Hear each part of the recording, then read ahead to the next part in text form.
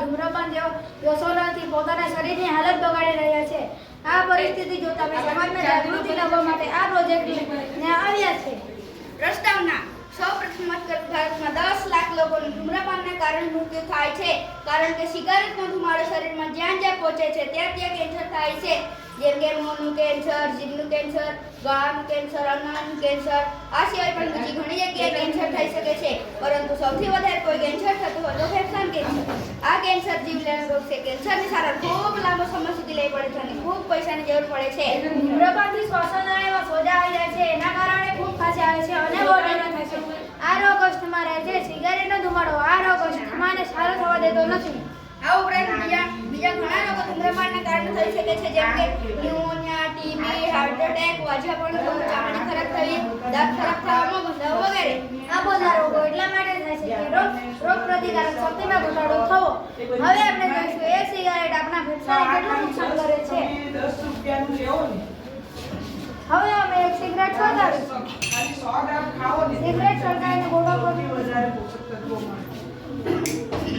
જે ઘઉં ને ચોખા જેનાથી ન ખવાય ને મેં આજની બીજી વાનગીઓ બનાવી। જો આ છે ને આપણે કીધા નાખી ને આ છે કે મોરઈ એટલે ભગત થાય કે નહીં?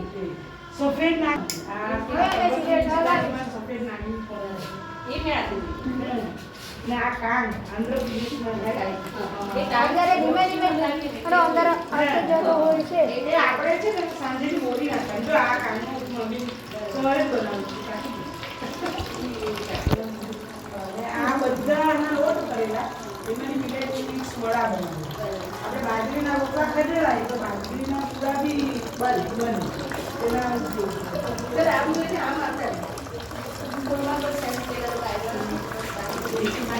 હા બરાબર એ વિચાર છે કે બધા હા તો તમે બેઠા અમે 5 પણ એક બેન વિચાર છે 4 જણા જો આ આપણે આ છે ને આ લાગી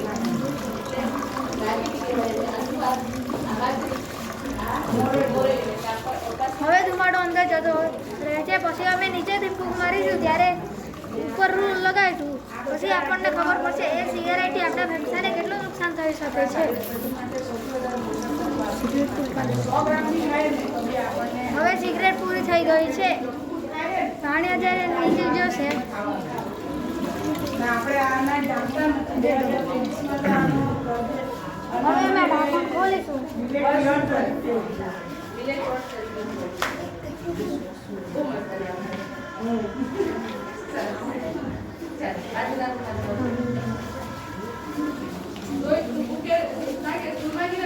હવે અમે નીચેથી ફૂંક મારીશું પછી આપણને ખબર પડશે કે એ સિગારેટ આપણા ફેફસાને કેટલું નુકસાન કરી શકે છે।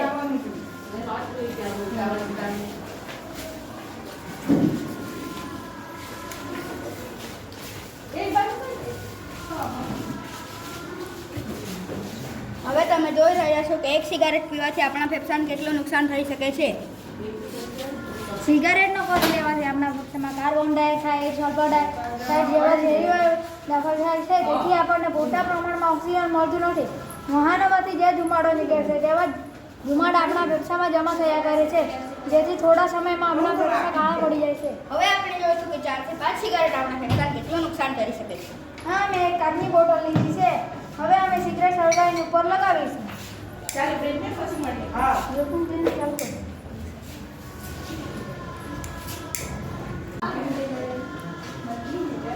હવે અમે એક સિગરેટ સળગાવીશું। હવે અમે ઉપર લગાવીશું સિગરેટ। હવે ચાલો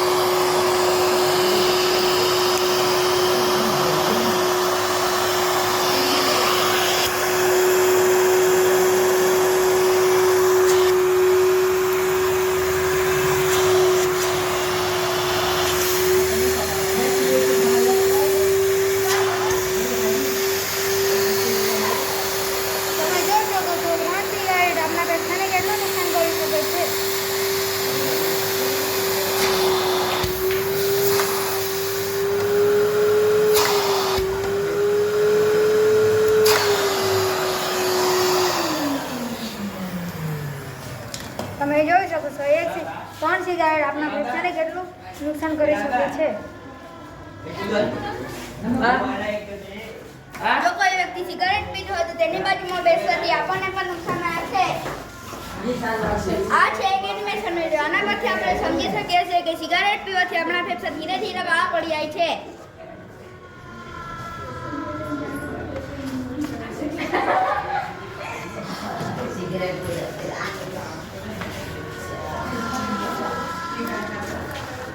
આ આપણું શ્વસન તંત્રનું મોડલ છે. આ છે આપણી શ્વસન નળી, આ છે આપણા ફેફસા અને આ છે આપણું ઉદરપટલ. આ ઉદરપટલ નીચે જાય ત્યારે આપણા ફેફસામાં આપોઆપ હવા ભરાય છે. પરંતુ મોંમાં સિગારેટ હોવાના કારણે આપણા ફેફસામાં સિગારેટનો ધુમાડો જાય છે, જેથી આપણા ફેફસા કાળા પડી જાય છે. માટે સિગારેટ પીશો નહીં અને પીવા દેશો નહીં. આભાર.